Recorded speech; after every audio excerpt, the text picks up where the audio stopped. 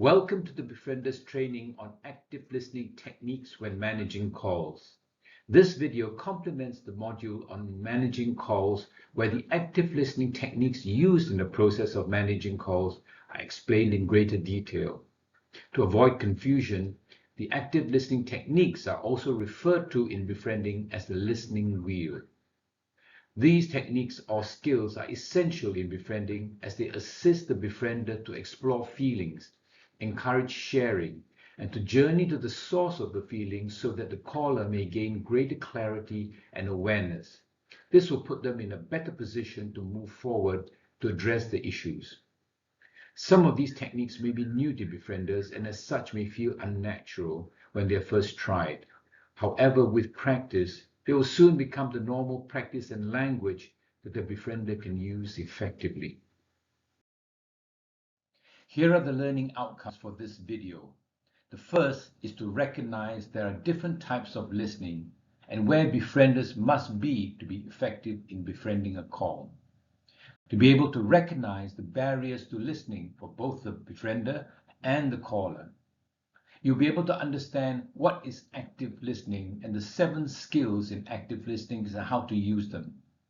And to understand the different communication styles, which one we as befrienders need to adopt to be most effective. As covered in the video on managing calls, there are 3 stages that one goes through in befriending a call: initial, middle, and the conclusion stage. At each stage, there are specific objectives. For example, the initial stage is to reach out and build rapport, a crucial process to allow the caller to feel trust in sharing. In the middle stage, we focus on exploring feelings, employing slow fast, and the conclusion stage, we summarize and explore options. In each of these stages, various skills are employed to achieve these objectives. Collectively, these skills can be categorized by the term active listening or using the listening wheel.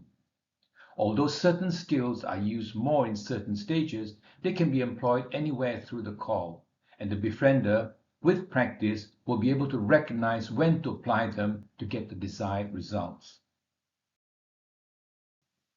We start active listening with the stages of listening. This is depicted by a staircase which shows the various stages of listening. It explains very well what is going on with the listener at the different stages of listening. Starting with just being in the same space or call, but nothing is heard or comprehended at all in the call. Next is to hear, but you're just waiting to speak. You're not listening. The third level is when we are selectively listening, judging, holding our own opinions, and waiting to disagree or voice our own views. All this is going on in our mind. Then going to the attentive listening, trying to understand what is being said. What is the meaning behind what is being said? Now you are present with the caller. And the final level is empathetic listening. You are present with the caller, but you are also listening from the caller's frame of reference or point of view. As befrienders, we want to be at the level of empathetic listening, where we can show empathy to the caller and to be able to explore further the feelings they may be having. Now take a moment and think of your own experience when you have sat down and listened to somebody talking to you. When they were speaking, were you on your phone? At what level were you at? Or when you are in a heated argument, what stage are you likely to be at then? When was the last time you were attentively listening or empathetic listening? What was the occasion? What was the outcome? I can't emphasize enough how important listening is.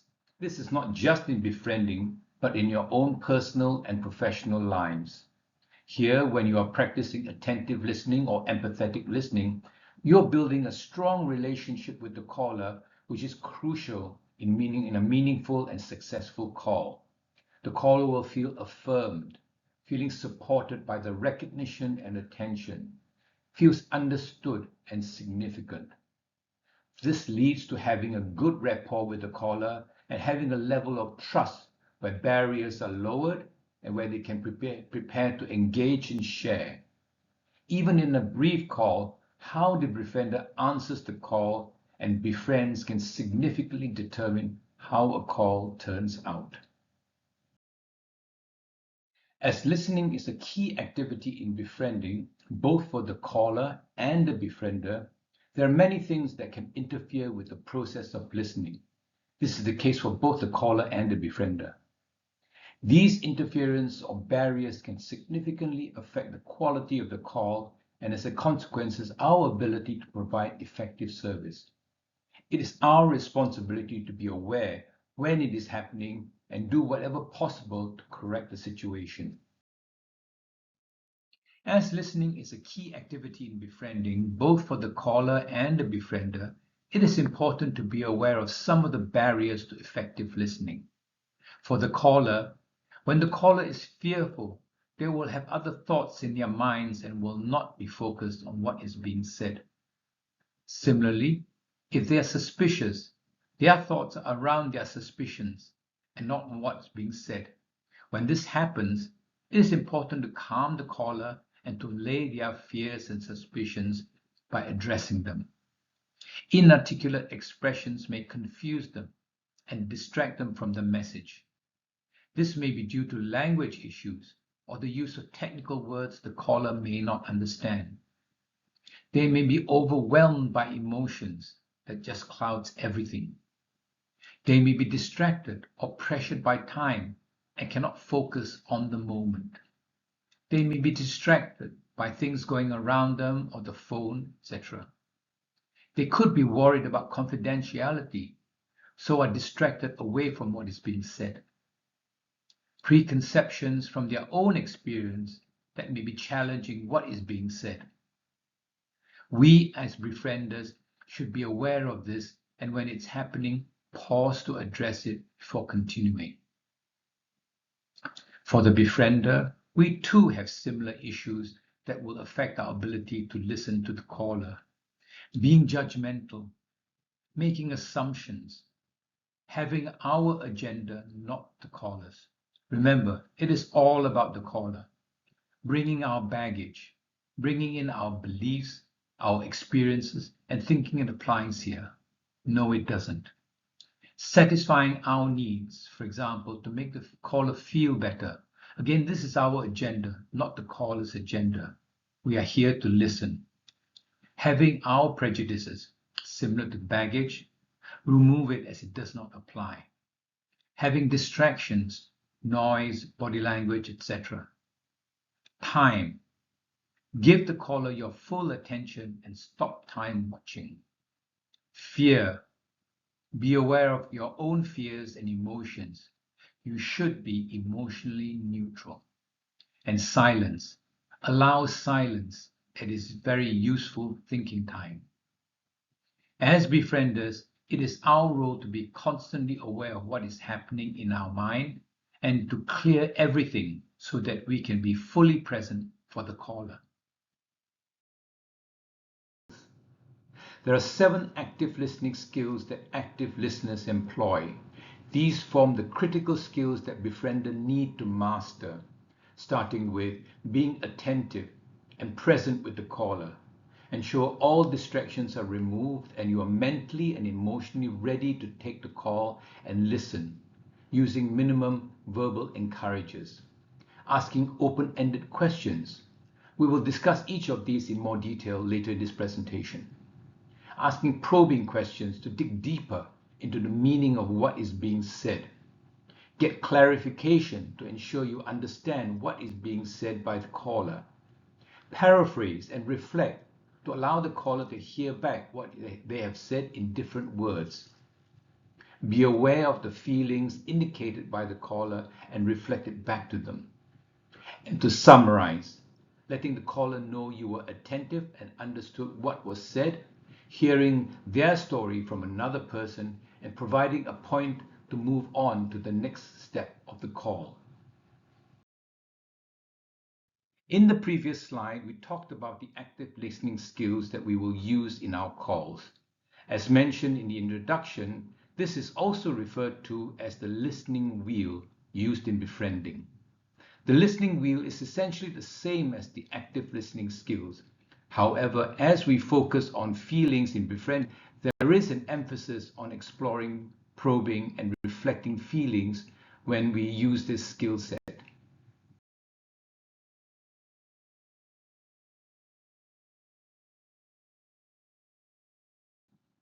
We start with questioning.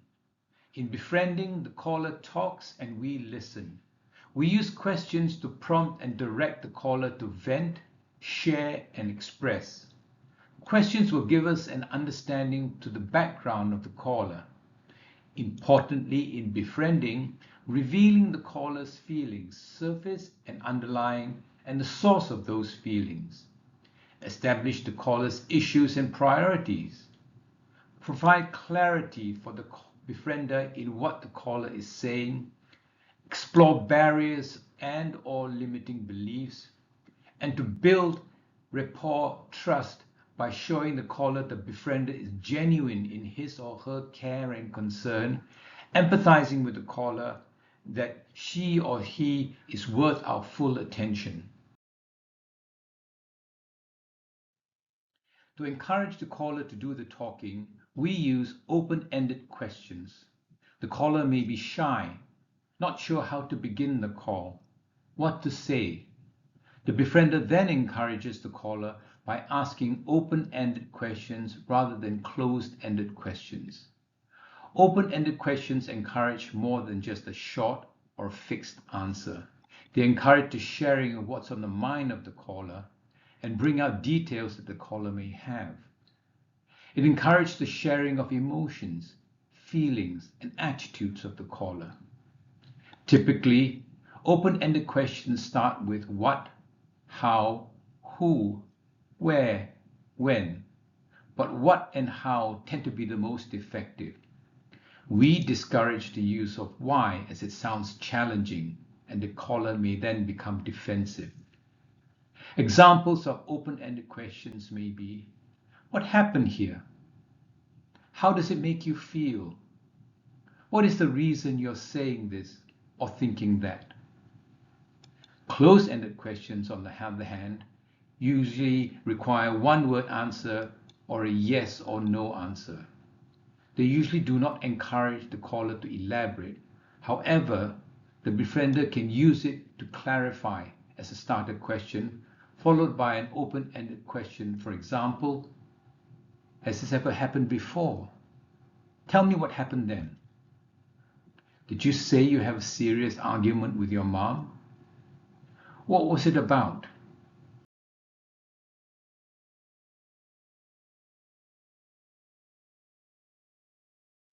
Here are some examples of open-ended questions that the befriender can use. How does it make you feel? What is the reason for the breakup? How does this affect you? What do you learn from this relationship? Closed-ended question examples listed here should be avoided unless they are used to clarify and are followed up by an open-ended questions. You feel hurt, don't you? What is the reason he said that to you? Do you love him? What do you plan to do now? Are you feeling helpless? What did you do the last time you felt this way? Do you want to continue this relationship? What can you do to make this happen? Are you alone now? How are you feeling now that they've gone? When befriending a call, probing questions are very important. Callers often have all the information in their mind and sometimes mixed up. And for the befriender to get this information out in some coherent fashion, the caller must be guided with questions by the befriender that will probe the underlying issues, the feelings that the caller may be having, and identifying the primary feelings. Also, it's important to get the background so we have context to the issues and the feelings. By using probing questions, the befriender will be able to gradually reveal layers after underlying layers until the source of the feeling is finally revealed. This will often bring clarity to the caller themselves so that they will be able to move forward to address those feelings and look at options to resolve the issues at hand. Probing questions may be, what happened? Tell me more about this. What is the reason all this happened? What do you think is the reason behind the feelings that you're experiencing? How is your relationship with your other friends? How was your relationship before this happened? All these questions are in your workbook as part of your resource questions that you can count on when befriending. Sometimes the caller may ask some personal questions that may not be appropriate or may be directing the topic away from themselves onto the befriender. They may ask, how old are you? Are you married? Are you homosexual? Do you have children? What do you think I should do? As the call is not about me, the befriender, we usually use deflecting methods to avoid having to answer those personal questions. We may ignore the question and proceed to explore. They may ask, are you homosexual? We could reply, can you tell me more about your relationship with your parents? We can relate the caller's question with the purpose of the calling. They may ask, are you married? You may reply, how will knowing that help the situation? We may ask questions back to the caller. They may ask, what do you think I should do? You could ask, what do you think you can do in this situation? These are deflecting questions when you are faced with an inappropriate question from the caller. Clarifying is a critical aspect in active listening. By seeking clarification during a call, it demonstrates that you are actively listening and engaged in the call with the caller. When the befriender asks questions or requests clarification, it shows that you are actively processing the information and genuinely interested in understanding the viewpoint of the caller. This active engagement promotes trust and a more inclusive and interactive environment. Clarifying confirms understanding, it establishes facts, confirms the caller's thoughts, encourages caller to expand on points, to help to understand the perception and the expectation of the caller, to encourage the caller to look within themselves and their own feelings. It enables the caller to confront powerful feelings and clarify whether what they have said is what they mean. All this builds trust and respect in the call by showing that you are listening and wanting to understand what is being said. This trust will make the caller feel more comfortable in expressing their opinions, opening up, and willing to go deeper into the source of their feelings.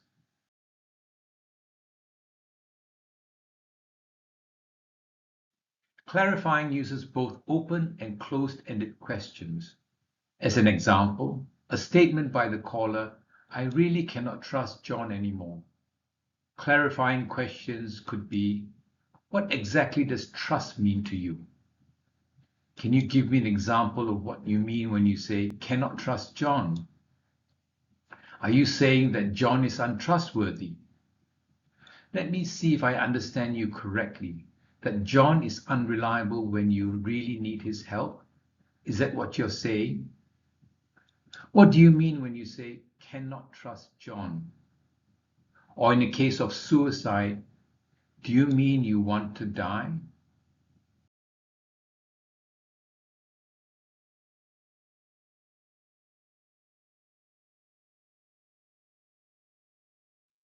Paraphrasing is an important aspect of active listening.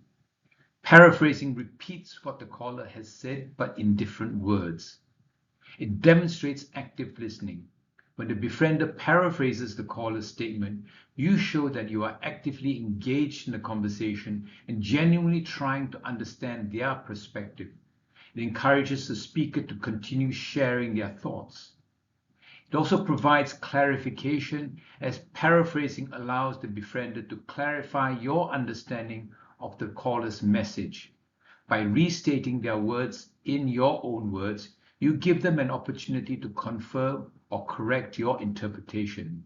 This helps to avoid misunderstanding and shows that both parties are on the same page. When you paraphrase the feelings of the caller, we are reflecting their feelings back to them, and that they can be taken as an affirmation to what they are feeling, a feeling of release as they are letting out this feeling that has been kept inside, feeling that they are supported and that somebody understands. For the caller, hearing their ideas paraphrased by somebody else can provide an opportunity for self-reflection and raising self-awareness. Here are some examples of paraphrasing. My father treats me like dirt, but that's how he is. Just doesn't care about people and their feelings at all. He's totally self-centered. Your father treats you badly because he only cares about himself and not about others and how they feel.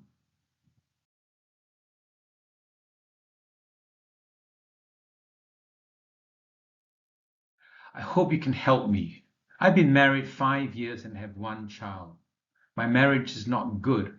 I shouldn't have married my husband. I really don't love him and never have. And now I'm in love with somebody at work.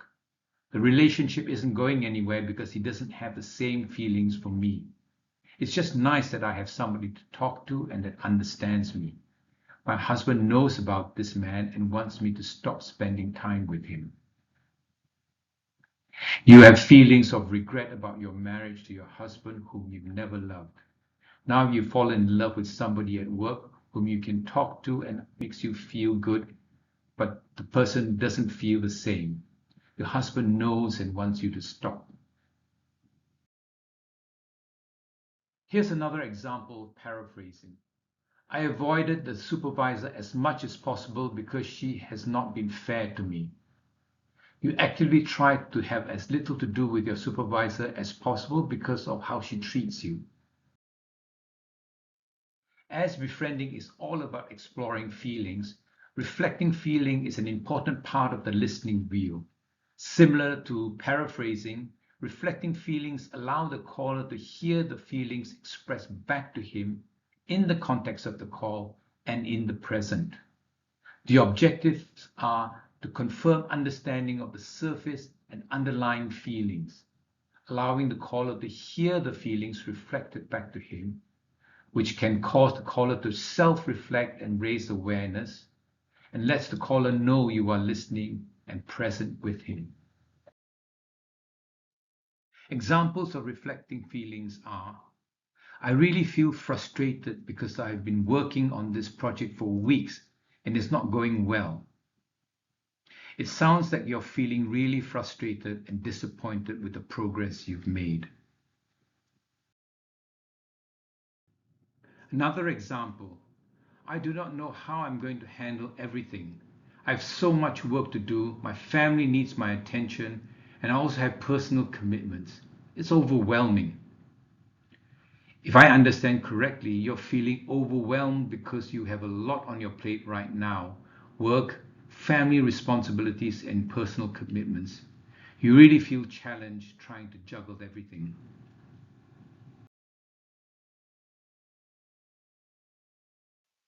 Here is another example of reflected feelings. I can't believe my friend did this to me. I feel so hurt and betrayed. I trusted them and they've let me down. It sounds as if you're feeling hurt and betrayed by your friend's actions. You feel upset and disappointed that he has let you down.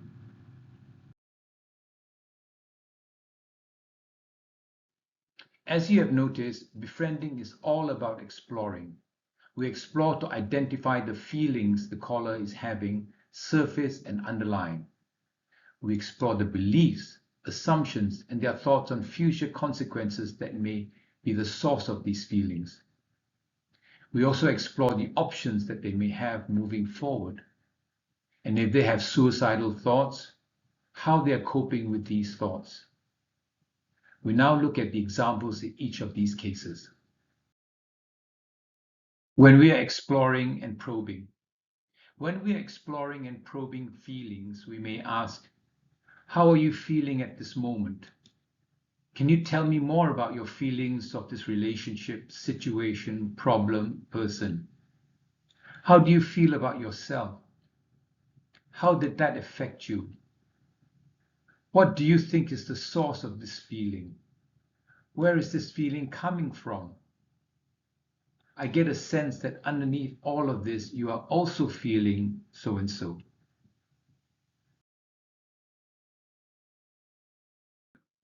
When we're exploring beliefs, assumptions, future consequences, if the caller says, I am a failure, you could ask, what makes you say you're a failure? What makes you feel this is true? How do you determine for yourself this belief, statement, assumption is true? What are the implications or consequences of this belief and assumption? How do you feel you would go about handling those consequences? Once the feeling and source of feelings have been identified, the caller may want to move forward by considering the options open to him. To explore options, you may ask the following. Are you able to see a way out of this? What do you think that way could be? So how do you think you will deal with that? How do you feel you would go about handling this? What do you plan to do next? What would you see as an acceptable outcome for you in this situation? In the event you have a caller with suicidal thoughts or have plans to take their own life, you could explore their thoughts around suicide and how they would cope with suicide by asking the following questions. What does death accomplish for you? Is it a removal of emotional pain? Or is it a way to escape from the difficult situation that you find yourself in now? What do you think happens to you when you die? What must happen in order for you to go on living? Have you ever felt suicidal in the past? What helped you cope and move on then? Have you ever felt in the past that life had meaning and you had something to look forward and work towards? How is it different now? You have been coping up to this point of time, but now it seems you have gone beyond the point of no return. What is it that tipped you over? Dealing with suicide and suicide calls will be covered in a separate module later. All these questions in the slides is in your notes. Please familiarize yourself with them as they will help you in your calls. Summarizing. Summarizing is used when a lot has been said or a lot of facts given and the befriender wants both parties to pause and recap to ensure that the befriender has the same understanding of what has been said and also for the caller to hear their story from another person. It is also used as a conversational redirector. Conversation may be moving away from the topic.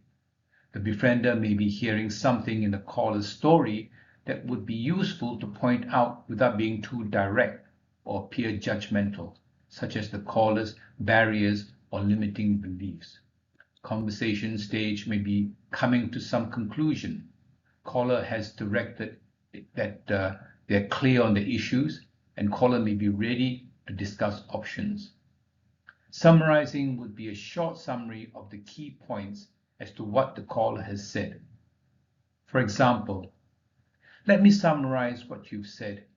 You said that you've been treated badly by your father, verbally, not physically, and that this has been going on for many years since you started secondary school. This has made it difficult for you to approach your father to get advice or to discuss what has been going through your mind.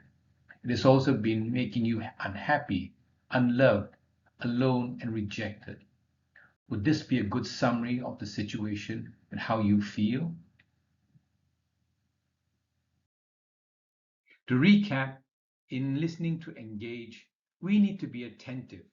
Learn to question the caller in a way to open him or her up to talk more about what's troubling them, their feelings, and the source of their feelings. We do this with open-ended questions, by clarifying, by paraphrasing, reflecting, and then summarizing. What communication styles should befrienders take to be effective in a call? Every time we speak, we choose and use one of the 4 basic communication styles: assertive, aggressive, passive, passive-aggressive. Our own personality may dictate our normal style. We should be aware of this, as the style we adopt in a call can influence how a call progresses.